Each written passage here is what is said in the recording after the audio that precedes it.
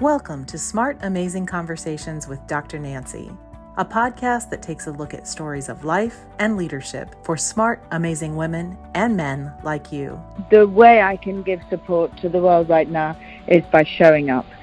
The most important thing is don't think just that you have to bring anything. Bring yourself, show up. If you are in a position of leadership and a position of management, bring women along with you.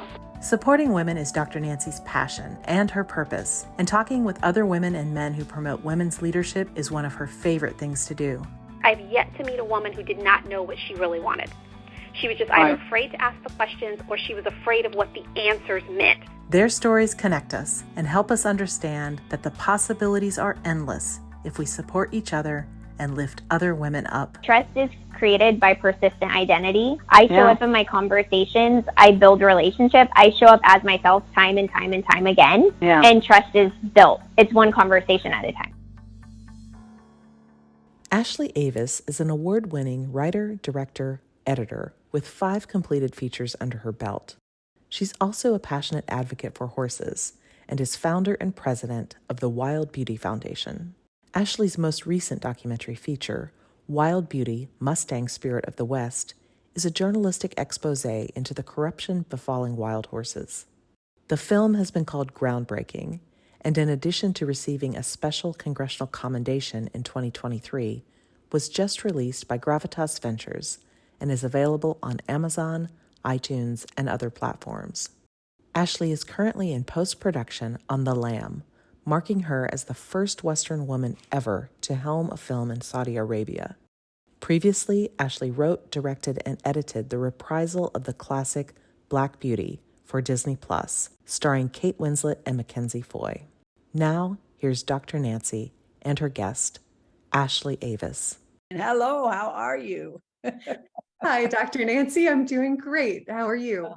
This is wonderful. Ashely and I have met several times, and she recently came to Southern California Equestrian Center and spent the evening with her and her lovely, wonderfully handsome husband, Ed.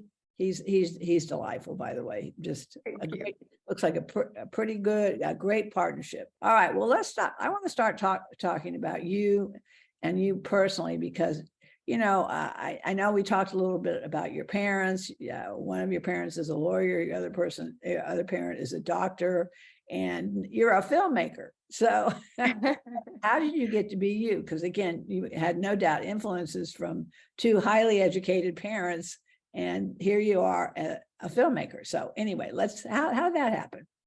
I always wanted to be a writer from the age that I feel like I could, start writing my own short stories, and was beginning to read some wonderful novels that were influential in my youth. I read a lot of Hemingway with my dad, and I also read a lot of the great equestrian themed books like The Black Stallion by Walter Farley, The Black Beauty, obviously, by Anna Sewell. And I just, that was always it. It was a sense of knowing from a very young age that I wanted to write.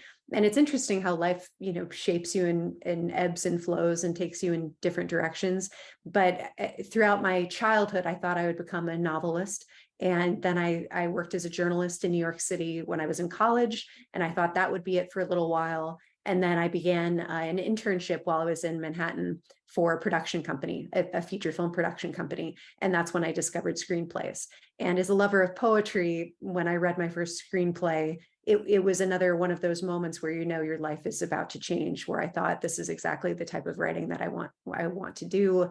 This feels like poetry. I had no idea at the time that I would want to become a director. So I think I was 18 or 19 at this point in starting to read some of those screenplays. And so I saved up some money in New York. I graduated from college. I moved out to Los Angeles, and I started writing some of my own work, and eventually saved up some money to produce what's called a spec pilot, not something that a studio has ordered. It's just something that you put together on your own in the hopes of selling it or as a proof of concept. And so I put that together at 22, 23. And I was doing so many different odd jobs at the time. I was working in real estate. I was flipping furniture on Craigslist. I ran a web design company, which ended up really helping my technical background in film as an editor as well. And through all of those odd jobs, I was able to put together enough money to create a shoot for my first television spec.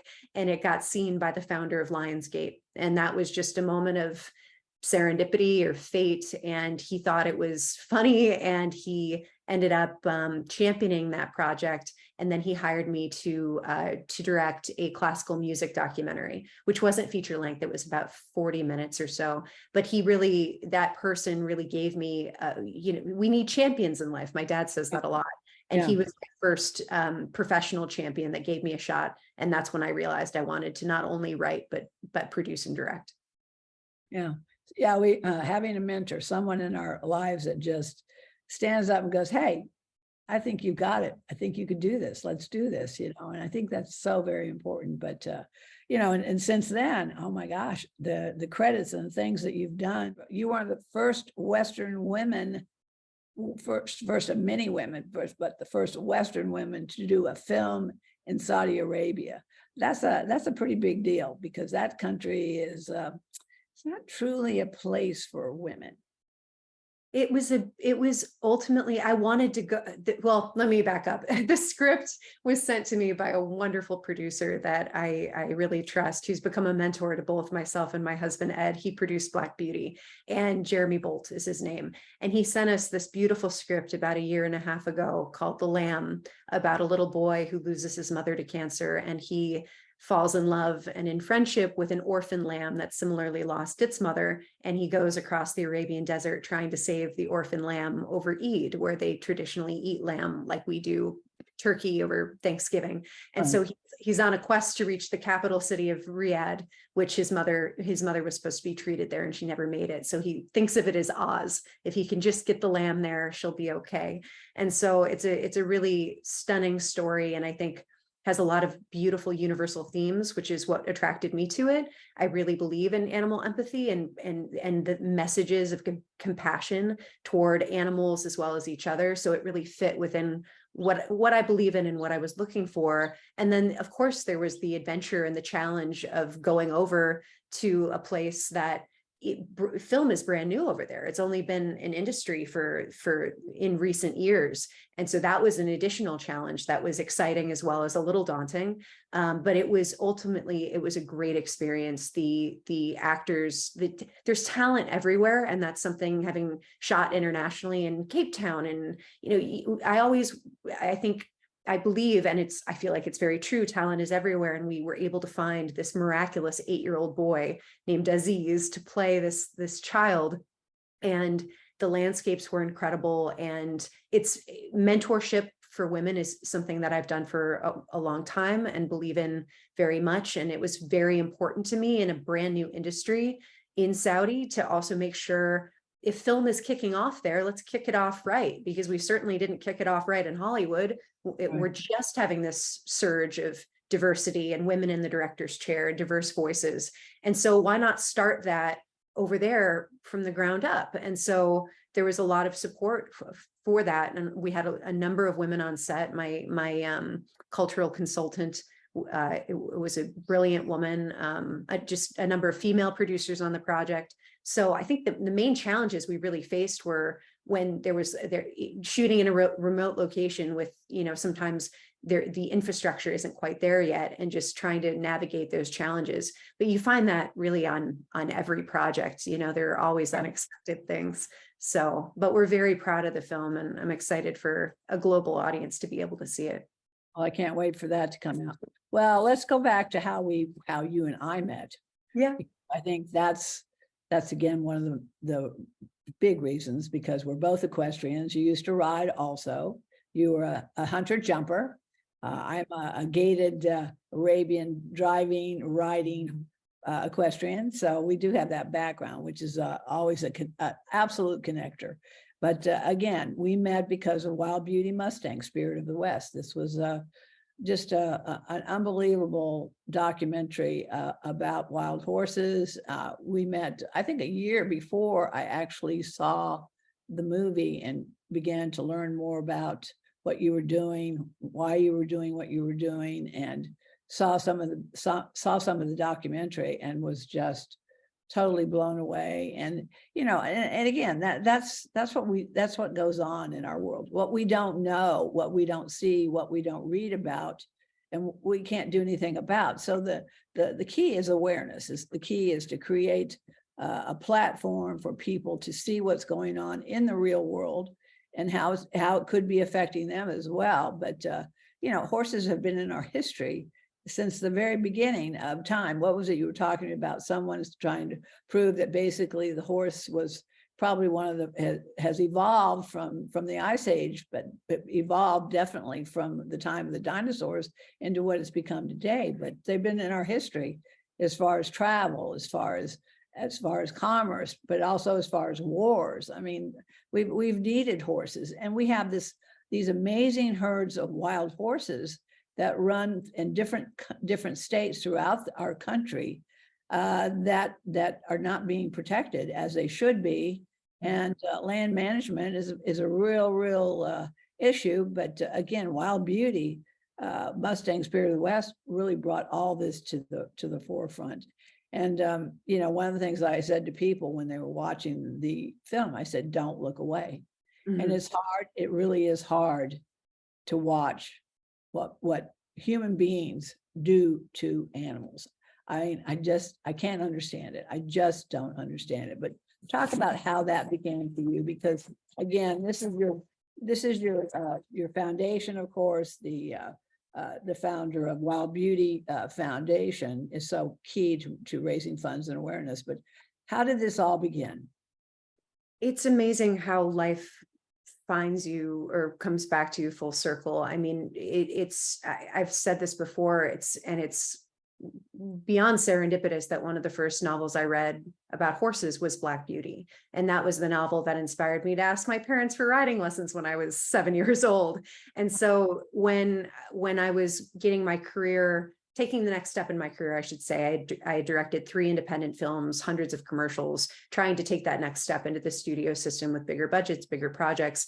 I ended up taking what's called a general meeting in our business, where you just meet a producer and you hope something happens. Usually something doesn't, but 1 out of 50, I would say, maybe something does. And in this instance, it did. I met Jeremy Bolt, who I mentioned earlier, and we sat in his office and talked about films that inspired us to go into the business. And I mentioned The Black Stallion and the scene on the beach with Alec and the Black, and that being so cinematically beautiful, but being a moment without any dialogue, just set to score about this mysterious and deeply beautiful connection humans can have with horses. And he smiled and he said, my partner and I have wanted to remake Black Beauty for 10 years. If you have a take, let me know. And I ran home, and in 10 days, I sent him a 40-page long pitch document with an idea for a story and images and inspiration. And it was one of those things that was just, I feel like, meant to be. It was the right time. It was the right project, the right people. And that project went very quickly. It was 3 years and I think a week from first meeting to release on Disney Plus. And in our business, that's wildly fast. And so in being tasked with modernizing Black Beauty, few people know that Anna Sewell actually wrote Black Beauty as an animal welfare plea for the horses of her time, the cab horses and the carriage horses, in a time where we didn't recognize animals, particularly horses, as the empathetic and very deeply feeling and intelligent creatures that they are. And she really wanted to change that. And so in trying to find a modern day theme for our Black Beauty, I began looking at modern day issues horses were facing. And when I came across the plight of wild horses, and I've said this before, I felt such an extraordinary sense of guilt that as a horse person in my youth, I didn't know that this was happening in the Western United States. And so I very much went down the rabbit hole of just going all in on the issue, learning as much as I could. And in Black Beauty, my husband and I ended up raising a little bit of independent financing to go out and film real wild horses, to put that footage in Black Beauty, because we wanted to show the authenticity of wild horses and how they interact and the different colors and just the differences in wild horses versus domestic horses.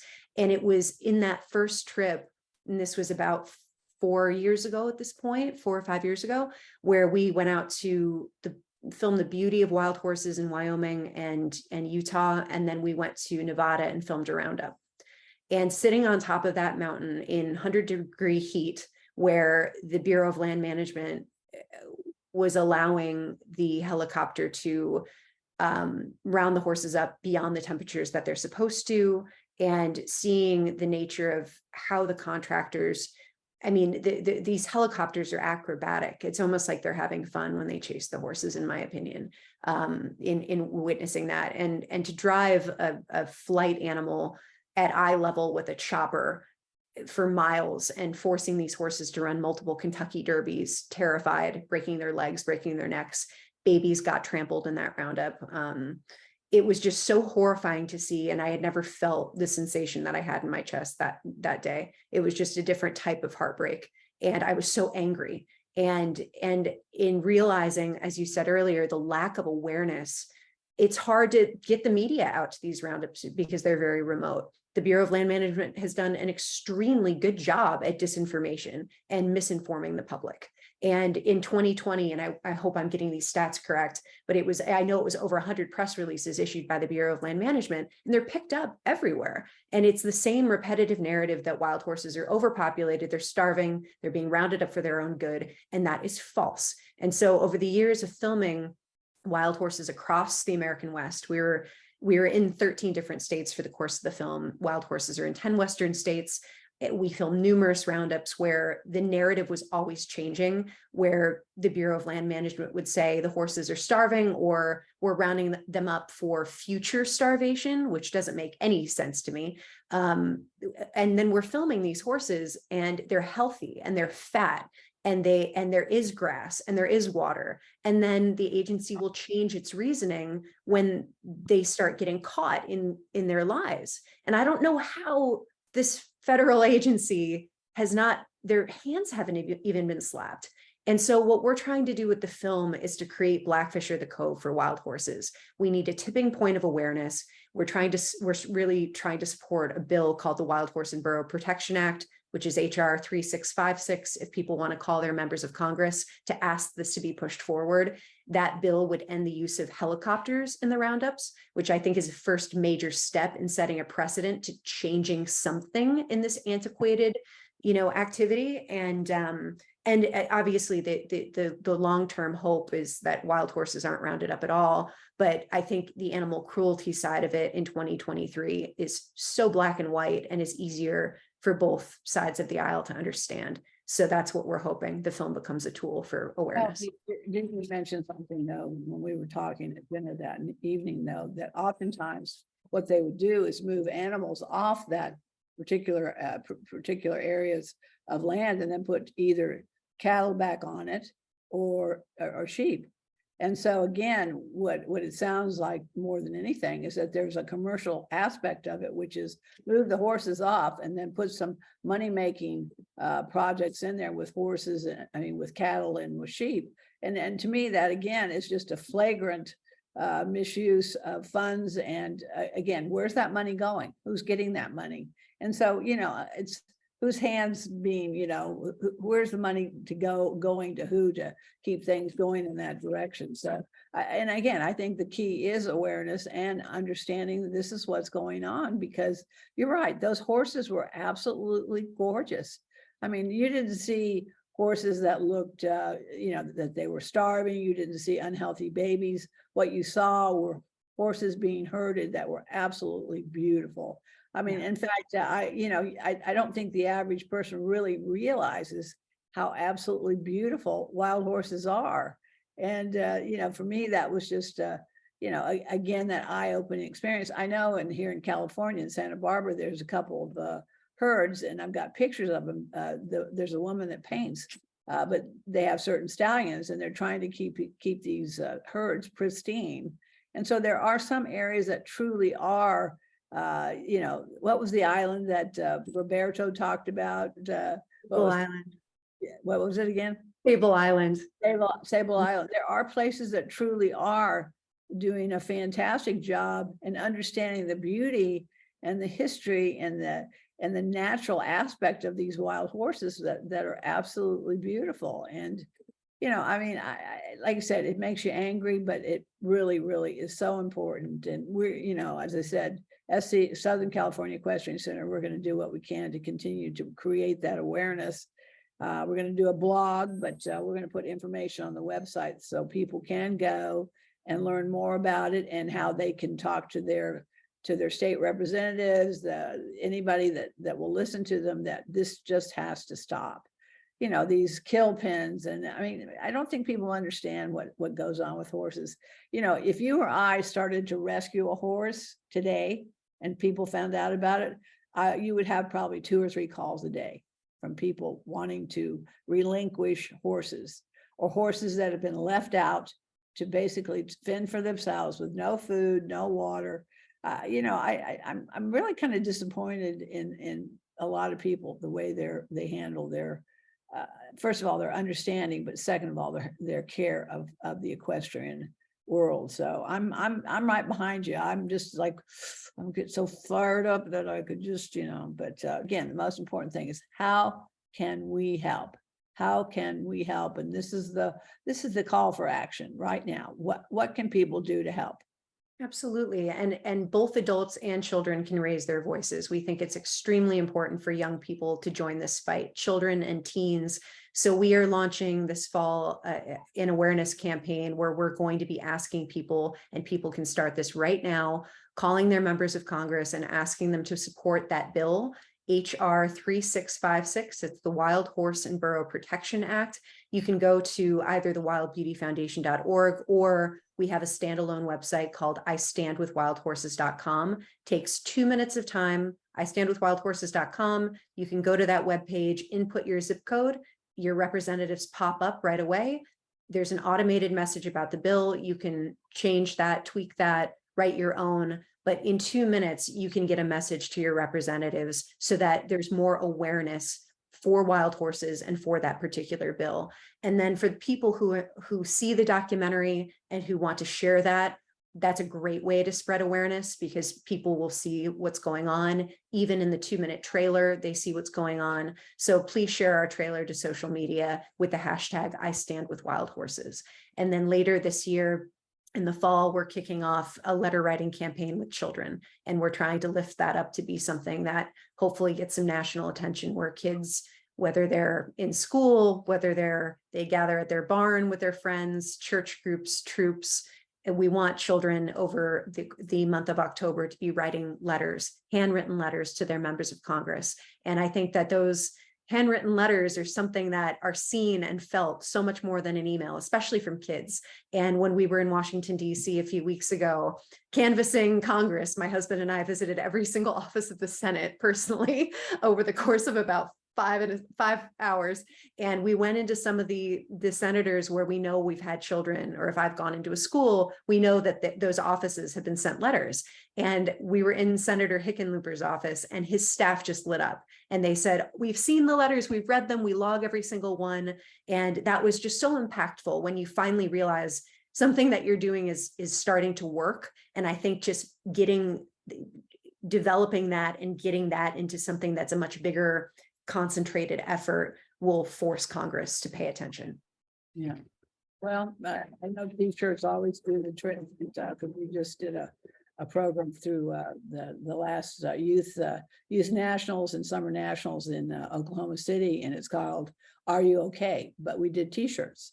Mm-hmm. And basically it's about mental health for boys and girls and men and women. It's about making sure people have a number to call if they need any kind of mental, if they need somebody to talk to. And it went so far. So there's things that we can all do, and again, awareness is key. So, well, you already know that we're on top of this, and we'll continue. I know you're going to talk to Melissa about a blog, but just to again go back to who you are as a filmmaker, a wonderful, amazing filmmaker, writer, and that you're going to remake The City of Angels, one of my favorite movies. I absolutely love that. What are you doing about the writer's strike? I was watching a LA station this morning, and they said it's over 100 days that writers have been on strike, and that it's now starting to affect a lot of the entertainment industry because people aren't working.